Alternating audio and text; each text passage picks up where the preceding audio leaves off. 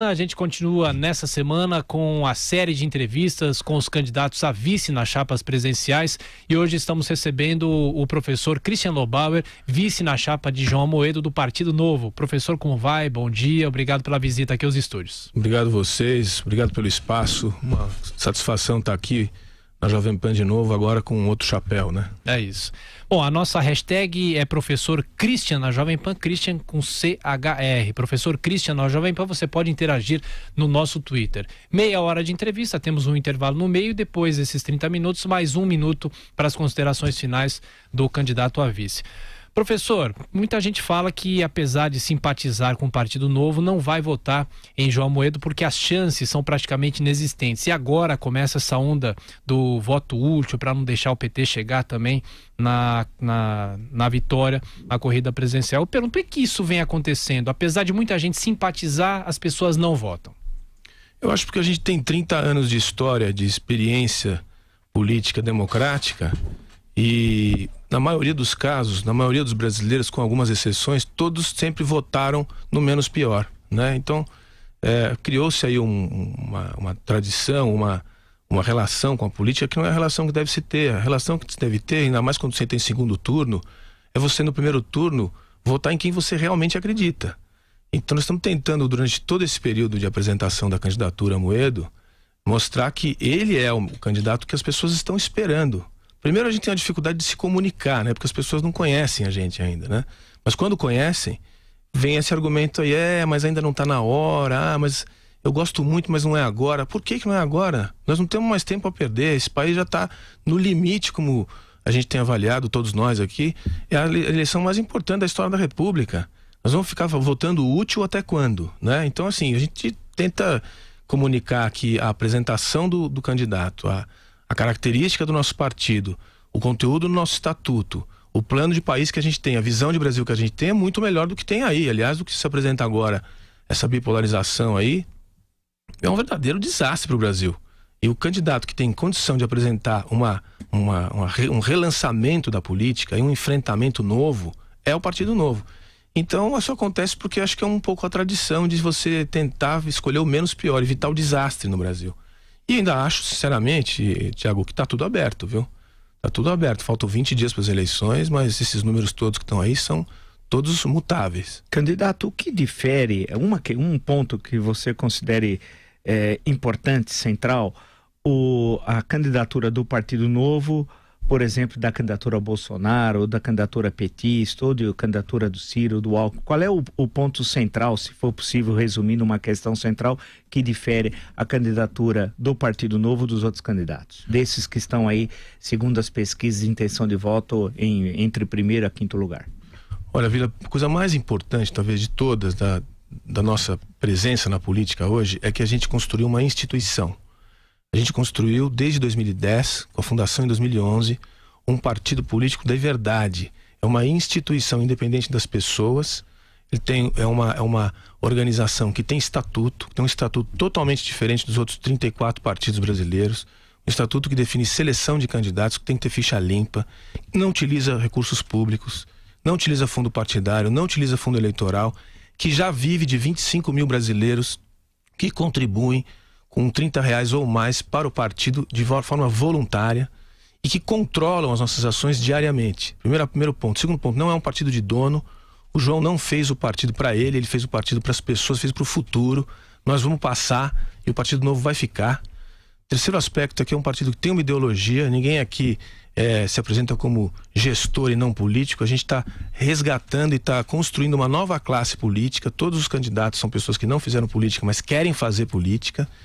E finalmente é um partido que tem uma visão de país. Tem uma visão de um país que não suporta mais ter 40% da riqueza brasileira arrancada da sociedade para suprir, para manter um Estado paquidérmico, ineficiente, corrupto.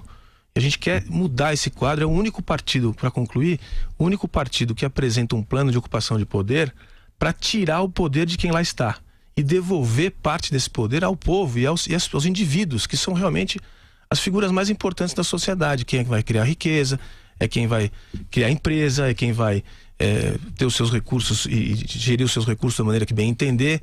É uma mudança total, virar a chave da nossa história de Estado tutelador, de Estado controlador, de Estado interventor, do Estado que diz para onde a sociedade deve ir. A gente vira a chave ao contrário e diz: quem diz o tamanho que o Estado tem que ter é a sociedade, através de um partido político organizado, que vai ocupar espaços no Congresso Nacional e que vai iniciar as reformas confrontando, dentro das regras democráticas, provavelmente um Congresso hostil, né? 2 partidos adotaram as bandeiras do liberalismo nessa eleição: o Partido Novo e o partido PSL do Jair Bolsonaro. Qual dos dois tem o liberalismo verdadeiro e qual a principal diferença do que vocês pregam para o que prega o Jair Bolsonaro? É completamente diferente. No final, o PSL, é difícil entender o PSL como partido. Na verdade, o PSL foi fundado em 98 pelo Bivar. É um partido, esse sim, um nanico, que veio se aliando a todos os governos, desde Fernando Henrique, com Lula, com Dilma e até com Temer. O candidato Bolsonaro chegou agora no partido porque precisava de uma legenda. De liberal, esse partido nunca teve nada. Ele aproveitou a onda do liberalismo aí. E vou te dizer, não é nem a questão do debate do liberalismo, mas é a tendência, a necessidade de se reformar o Estado brasileiro.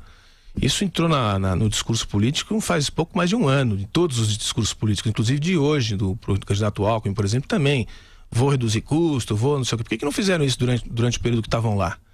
Então, o candidato Bolsonaro se apresenta como liberal até a segunda linha. Ele coloca o senhor Paulo Guedes como seu posto Ipiranga, né? Como o sujeito que vai resolver todos os problemas, inclusive econômicos. Mas conheceu o Paulo Guedes faz alguns meses. Enfim, é uma coisa quase grotesca, assim. O que nós estamos propondo aqui é uma reforma de Estado realmente liberal e assim, o verdadeiro liberalismo. Para dar um exemplo, quando se trata de privatizações, que é uma das nossas bandeiras, privatizações responsáveis, analisadas. Não é privatizar, não é pegar tudo e privatizar tudo de uma vez só. Tem privatizações e privatizações. Tem empresas que têm que ser fechadas, que são estatais que não servem para nada. Exemplo, o EPL, que é a tal da empresa do trem, empresa de projetos de logística, que já gastou R$1 bilhão do cidadão e não serve para nada, do trem que nunca aconteceu. Tem que fechar, não é privatizar. Encerra as atividades. Outros casos são muito complexos, como a Petrobras. São 38 empresas, você tem que fazer uma avaliação grande de todo o processo, não é um processo simples. Agora, quando se fala em Eletrobras, Petrobras, coisas grandes, complicadas, o Bolsonaro imediatamente se apresenta como contra, né? São estratégicas, diz ele. Então, assim, tem uma diferença. E o Paulo Guedes como 100% a favor, 100% a favor. Que é uma coisa também meio dicotômica ali. O que se discute muito é o quanto tempo dura essa relação. Vamos imaginar que o senhor Bolsonaro seja presidente da República. Quanto tempo dura essa relação entre o seu futuro, imagino, ministro da Fazenda, né? Porque não existe nada ali de consistência. Aqui do lado de cá tem programa, tem uma visão de Brasil, tem um presidente que é uma pessoa que tem muitas capacidades. O João Amoedo é um sujeito que estuda as coisas, ele lê, ele tem lido sistematicamente, trabalhado 24 horas por dia. Você vê como ele está se expressando cada vez melhor, apesar de não ser um político, nunca foi político, nunca quis ser político. Quando ele estuda, ele vai indo no caminho e vai se apresentando muito melhor. E as ideias estão todas ali, quando se trata de tratar a coisa pública com consistência, com programa. Não dá para comparar com as aventuras colocadas aí pelo programa do senhor Bolsonaro. Mas, candidato, todo mundo diz, eu ouço assim, que eu converso com muita gente de várias classes sociais, idade diferente, formação cultural diferente, que o Partido Novo é um partido dos ricos. Isso. Né? Daqueles que não passaram por situações de pobreza, não conhecem o Brasil, é um partido mais elite, seria o partido do Leblon, aqui um partido dos Jardins ou da região do Itaim e tal, e que não conhece o Capão Redondo, para falar de São Paulo, muito menos Itaquera, cidade de Tiradentes. Quando é que o Partido Novo, e as pesquisas de intenções de voto, parece que fortalecem essa leitura mesmo que primária, porque mostra que o candidato tem uma entrada muito grande entre faixas de renda um pouco superiores do que os mais pobres. O Partido Novo é um partido, então, da classe dominante, de frações da classe dominante. Como é que vai atingir os mais pobres, que é a maior parte do eleitorado? É isso mesmo, Vila. Eu tenho feito centenas de apresentações nos últimos anos, e essa é uma observação que vem frequentemente. Assim, nós somos partido da elite, partido elitista, partido dos ricos, partido dos banqueiros, né? Um monte de coisa desse tipo. Uma parte, evidentemente, é discurso de de ataque, porque você precisa estigmatizar o seu adversário logo na saída. Evidente que todos os processos, projetos nascem pequenos, a gente também nasceu pequeno, a gente nasce de uma classe média indignada com a quantidade de impostos, nós somos os originários dos contribuintes indignados, e daí se construiu um partido, e ele tem que ir decantando, ele tem que ir com um discurso para todas as classes. Já não é há muito tempo um partido de classe média, de elite. Mas deixa, sem ser chato, não dá para chamar de classe média, será, candidato? Porque quando o presidente diz, João Amoedo tem 425 milhões, eu gostaria de ser classe média e ter 1% do que ele tem. Com 4 milhões minha vida estava resolvida, sinceramente. Não é verdade? Não, o João é uma exceção absoluta. Aliás, não é só no Novo, no Brasil, né? É um cidadão que tem um destaque completamente fora da curva. E é uma pessoa rica, e acho que isso não tem problema nenhum. Tá ali, ele declarou, a primeira coisa que é importante, declarou, disse o que tem, ao contrário de uma boa parte dos candidatos, se não todos, que declarou um número muito esquisito, para dizer o mínimo, tá certo? Tem um aí que declarou que não tem nada, outro declarou que tem 15 mil. Quer dizer, o João foi lá e disse quanto ele tem, mas o fato é que realmente ele é uma pessoa abastada e que está numa posição muito confortável em relação a todos os brasileiros. No entanto, confortável só quando estava sem entrar na política, porque agora não é tão confortável assim, pelo contrário, se colocou numa situação bastante arriscada, eu diria, em todos os sentidos. Mas voltando à questão, a ideia de que a gente é elitizado é uma ideia que a gente vai ter que combater aos poucos. Você veja, nós temos hoje 400 candidatos, quase 400 candidatos a deputado federal e estadual. E tem gente de todo tipo ali, Vila. Todo tipo. Você tem motorista de Uber, policial civil, professor de escola básica, tem, enfim, advogados, médicos, dentistas, gente de todo tipo, né? Evidentemente que há também ali uma concentração de gente mais estudada, né? Porque teve que passar por um processo seletivo, etc. Também há uma concentração mais de brancos e nível superior. É natural que seja assim, porque esse processo seletivo não é um processo seletivo tão simples assim. Mas o que mais importante que a gente nota é o seguinte: as nossas ideias, a ideia lá que foi identificada pelo Instituto Fundação Perseu Abramo, ao estudar as periferias de São Paulo, na vitória do Dória em São Paulo, que identifica nas periferias a ideia de que o maior adversário do cidadão hoje é o Estado que não deixa o sujeito trabalhar. Isso já está nas bases da sociedade. O que não aconteceu ainda e vai acontecer nos próximos 20 dias, se Deus quiser, é a conexão dessas ideias com o nosso partido. Esse é o nosso maior desafio.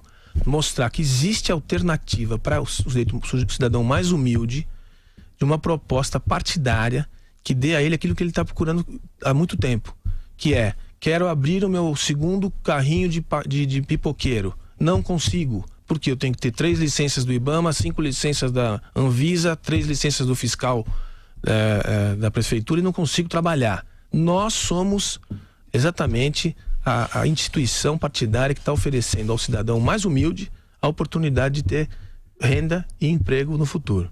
Ô, candidato, já tem uma pergunta aqui da Natália Bueno pelo Twitter. É claro que eu imagino já a sua resposta. No segundo turno, se por acaso o Amoedo não for para o segundo turno, quem que o Novo pode apoiar? Mas eu vou adaptar essa pergunta dela perguntando o seguinte: o partido deve se posicionar no segundo turno, isso em qualquer parte do Brasil? Ou se manter neutro? Não, você pode imaginar que a minha resposta é assim: nós vamos estar no segundo turno. Claro. Mas o importante é que o Partido Novo se posiciona. Ele não é um partido que fica... Ele já fez isso em 2014, antes de ter registro, né? Perguntaram já para nós, então, atrás do registro, o que vocês vão fazer? Dilma ou Aécio? Aécio, evidentemente. Então, a mesma coisa aconteceu. O João passou por uma situação até interessante quando ele foi votar para prefeito no Rio de Janeiro. Também perguntaram para ele: João, Crivella ou Freixo? Que é uma dificílima decisão. E ele teve que se posicionar e falou: olha, não me alio a ninguém, não tenho interesse nenhum nisso, mas eu tenho que dizer o que é menos pior para o Rio de Janeiro é o Crivella, na opinião dele, como cidadão. E o que eu imagino que vai acontecer, se nós não formos para o segundo turno, é que nós vamos se posicionar. Assim, sem aliança, sem apoio, ninguém vai trocar posição para o governo de ninguém, nós vamos ser oposição, certamente. Nós vamos ter uma bancada no Congresso, sempre foi o nosso objetivo, nós vamos ter.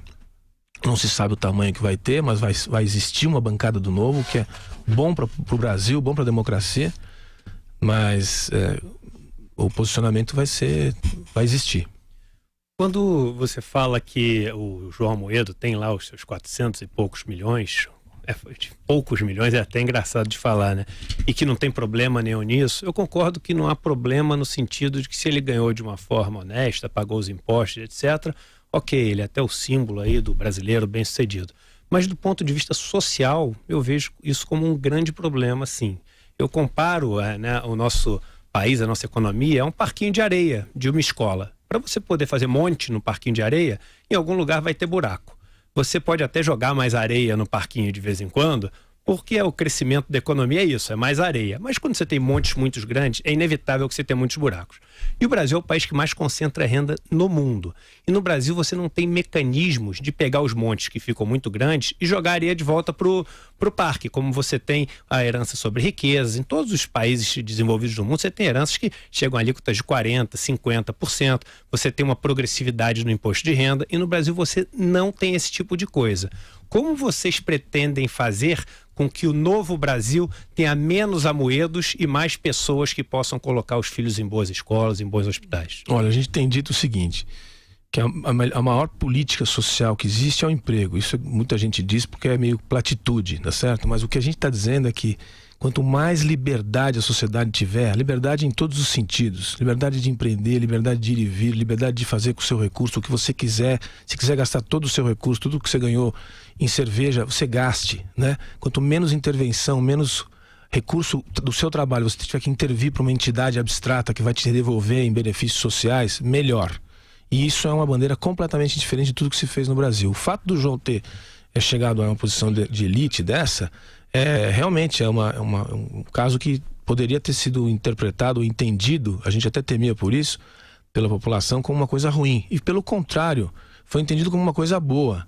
Até da visão mais humilde, mais simplista, é o seguinte, pelo menos esse sujeito não vai vir para cá para se locupletar. Mas você acha que o país pode ter vários Joãos Amoedos e ser um país que não tem uma classe desfavorecida que é assolada? Tenho certeza, tenho certeza. Os três países que mais... tem um país no mundo que pode ter vários João Amoedos, chama-se Brasil. Não tem nenhum país no mundo que consiga isso. Nenhum. Me dê o exemplo de um país que tenha os Estados Unidos é o país que você está dando exemplo, é o país de todos os países da OCDE, o que tem a maior taxa de pobreza. É um país que não está entre os 10 primeiros de IDH do mundo, tendo o maior PIB do mundo. É inevitável que a concentração de renda abrupta, ela faça com que o dinheiro saia de algum lugar para alimentar as pessoas que são multibilionários. Os 3 países que têm o melhor IDH do mundo, que são Noruega, Suíça e Austrália, não tem nenhum entre os 50 mais ricos da Forbes e tem um entre os 100 mais ricos. O ponto é, vocês são a favor de poder taxar as grandes fortunas, as riquezas? Por exemplo, o cara morreu, ele não deve ter algum tipo de taxação nessa herança como tem os grandes países do mundo? Olha, a gente a princípio não quer taxar mais nada. A gente quer destaxar. A gente acha que já tem taxa demais. Até para os super ricos. Em qualquer instância. Até para os super ricos. Essa ideia de você tirar dos super ricos é na linha do recente livro, você está indo na linha do... Você está falando do Piketty, mas não é do Piketty, não. Eu estou falando, por acaso, nos últimos relatórios, que são os relatórios da OCDE, que não são do Piketty, tá? E os relatórios também do Atlas Mundial da Desigualdade. No nosso programa não há, a princípio, a ideia de taxar dividendos, nem os mais ricos, etc. Porque quem paga mais imposto nesse país são os mais pobres, para começar a conversa. Mas vamos uma outra questão. Isso aí. O ponto, assim, essa questão específica das heranças e tal, talvez seja um ponto para a gente discutir, porque não temos, até onde eu me lembro, não tem nada específico para taxar a herança, mas não faz parte das nossas prioridades. Sinceramente, o que a gente tem que é destravar a vida do cidadão. Então, assim, focar na vida dos mais ricos não faz parte da nossa maneira de ver o mundo. Inclusive, a concentração da riqueza é um fenômeno universal, né? A discussão recente do capitalismo moderno é um pouco esse. O processo concentrador de riqueza é um fenômeno universal que a gente tem que estudar e entender. Mas somos o número 1 do mundo, né? E os Estados Unidos... Pois é. Mas é verdade. O Brasil é o maior processo de concentração de riqueza da história humana recente. Provavelmente é o Brasil por obra do que aconteceu nos últimos 15 anos de um governo interventor onde desde 1980. É um processo que vem linearmente desde 1980. Com a diferença que o Brasil cresceu até um período... E na verdade, nos últimos 15 anos... E depois começou a não crescer. Nos últimos 15 anos foi o único período onde se distribuiu alguma riqueza, mas o problema é que esmagou-se a classe média para poder dar o mínimo que veio para a classe popular. Na verdade, quase não teve, mas não foi um dos períodos piores. E eu contesto todos esses números que foram apresentados nos últimos 15 anos pelo seguinte: se a gente tem hoje 13 milhões de desempregados, fazer uma conta fácil aí, de 3 para cada um, dá 39, vamos arredondar para 40, são 40 milhões de pessoas só em relação aos desempregados, que teriam que ser aqueles que eles disseram lá atrás que tinham saído da classe D e ido para a classe C, tá certo? Então, se aconteceu isso, que eu tenho certa dúvida, desaconteceu. Aconteceu, voltou para trás.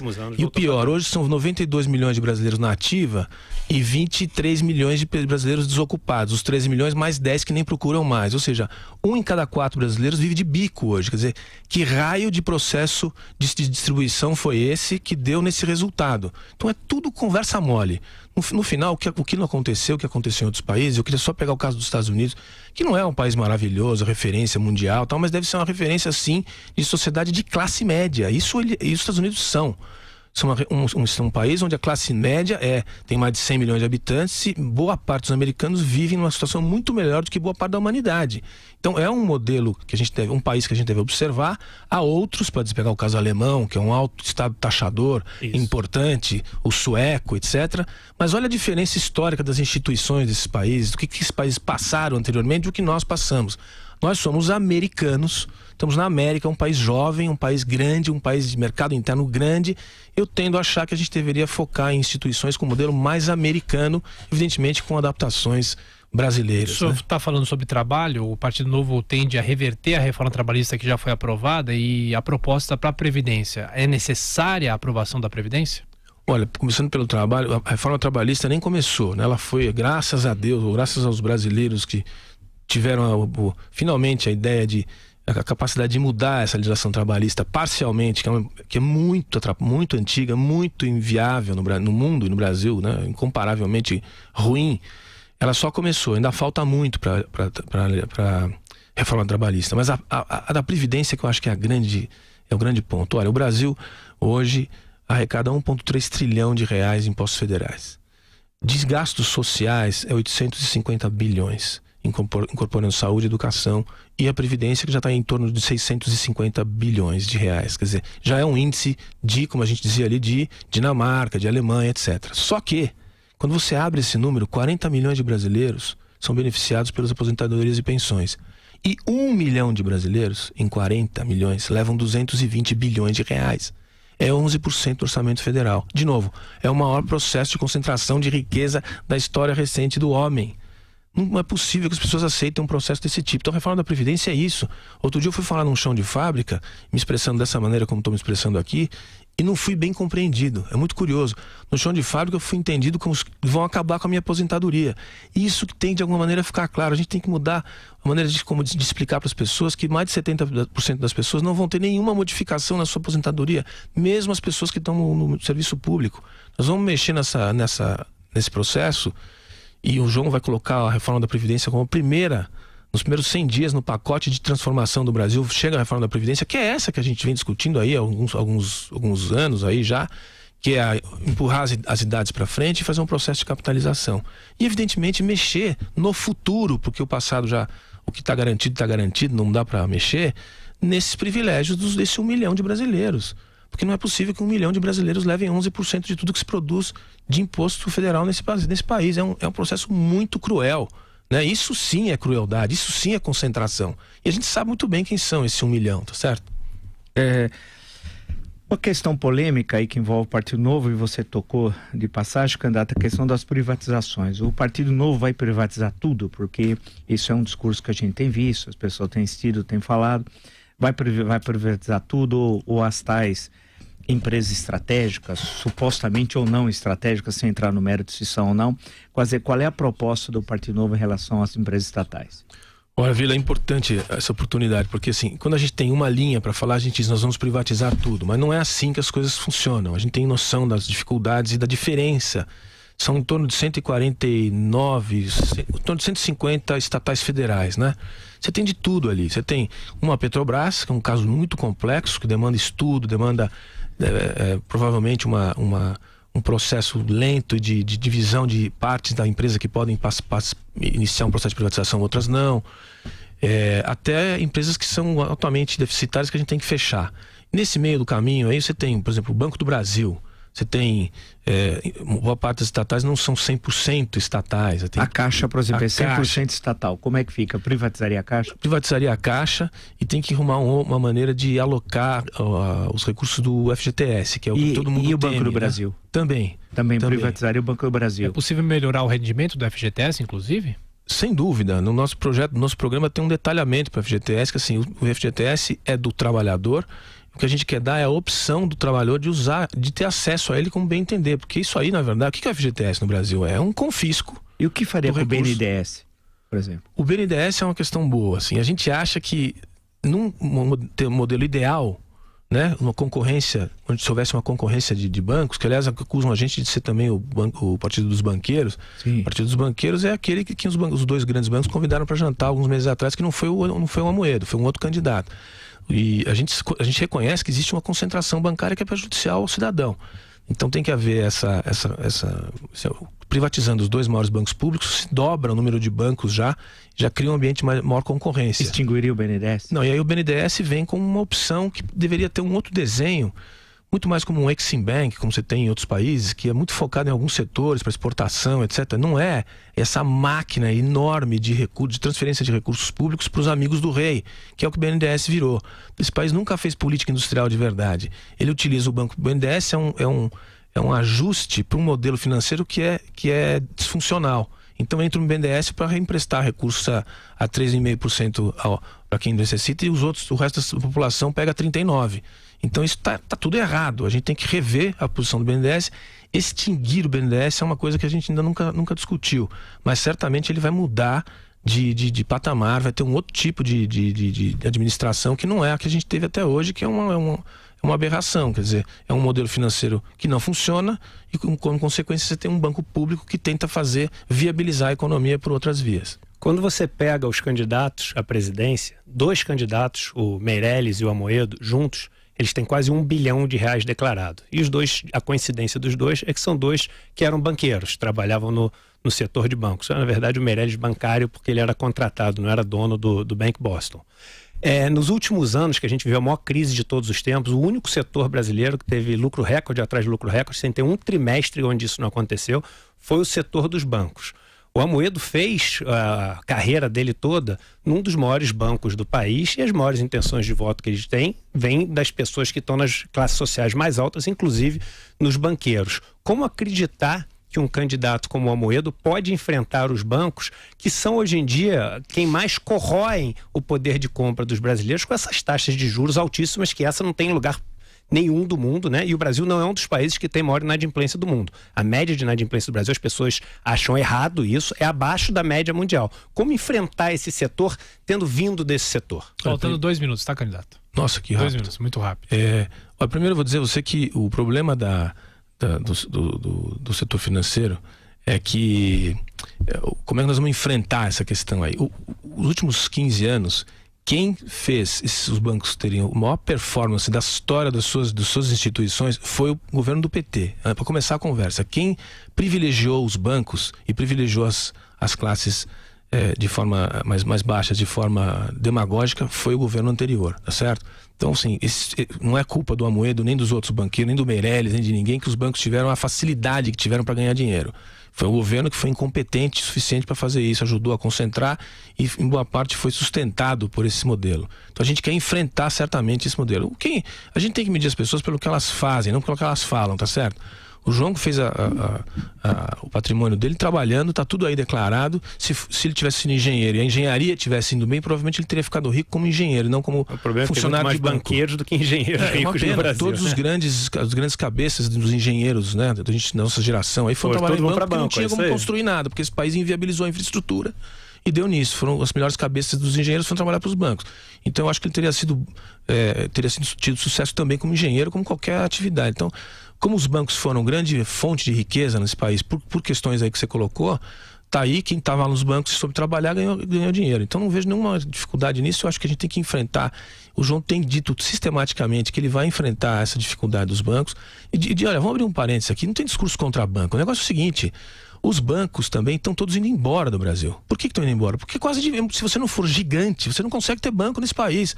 Banco de varejo, né? Banco de atacado ainda tem aí uma concorrência, mas banco de varejo, se você não for gigante, você não consegue ter, porque é tanta taxa, é tanta contribuição, é tanto controle, que também os bancos têm dificuldade. Ah, mas eles tiveram 1 trilhão de lucro, etc. Não importa. Só deu para Itaú e para Bradesco, e para mais ninguém. Então isso tem que ser revisto. A concorrência é a palavra mágica do Partido Novo, e nós vamos certamente, o João tem uma visão de Brasil, não tem visão de banqueiro, nunca foi, tem uma visão de país, de desenvolvimento, de indústria, de serviço, e é nesse caminho que a gente vai. Candidato, já agradecendo o senhor pela visita aqui aos estúdios da Jovem Pan, Christian Lobauer, vice na chapa de João Amoedo, muito obrigado mais uma vez, e 1 minuto para suas considerações, por favor. Muito obrigado aí pela Jovem Pan, o tempo realmente voou, tinha muita coisa que eu achava que a gente ia conversar ainda, mas eu quero dizer o seguinte, olha, nós estamos há 20 dias das eleições, os números estão todos abertos, a gente está com uma indicação aí de polarização muito ruim para o Brasil. Eu queria dizer que o João Amoedo é um candidato que está pronto para assumir a presidência da República. Chegou a hora do voto de convicção. Os brasileiros que conhecem o Novo nos ajudem a fazer, quem não conhece, nos conhecer. É uma instituição que a gente construiu, não tem nada parecido no universo partidário brasileiro. Busquem o estatuto, leiam que o estatuto é diferente, os candidatos são diferentes, são todas pessoas ficha limpa, compromissados com um plano de país. E finalmente, votou no candidato Ciro, é inflação na veia. Pode escrever. O Ciro diz que o Brasil não tem déficit da Previdência. Para começar a conversa, o nível da conversa. Depois, votou no Alckmin, é mais do mesmo. O sujeito chamou o Ciro Nogueira, o Valdemar Costa Neto, o Paulinho da Força e o Roberto Jefferson para constituir um governo. Quem é que vai esperar que vai ter um governo diferente do que a gente tem hoje? Não dá para esperar, tanto é que os números estão aí, não consegue decolar. Votou na Marina significa paralisação. A Marina vai convocar um grupo de trabalho para todas as decisões, vai querer fazer todo o debate democrático com as classes, não sei das quantas, vamos ficar esperando mais 4 anos para tomar uma decisão. Votou no Haddad simplesmente jogar o Brasil no abismo. Você me desculpe, mas hoje votar no Haddad, que é um pau mandado, um sujeito que tá preso, tem uma vice que é sub do sub, realmente não tem condição de colocar esse país na mão do PT de novo, é querer se suicidar. E finalmente, votar no Bolsonaro significa entregar o país num cheque em branco no escuro, porque ninguém tem a menor ideia do que vai acontecer.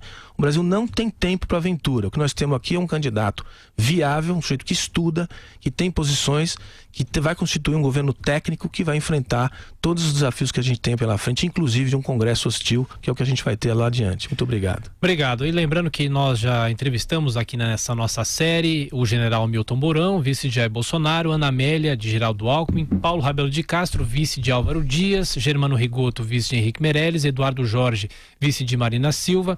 Amanhã teremos aqui nos estúdios a vice de Guilherme Boulos, Sônia Guajajara, na quarta-feira a senadora Cátia Abreu, que compõe chapa com Ciro Gomes, e ainda temos a data em aberto. Nós já fizemos o convite para Manuela Dávila, ainda não tivemos resposta, vice de Fernando Haddad do PT.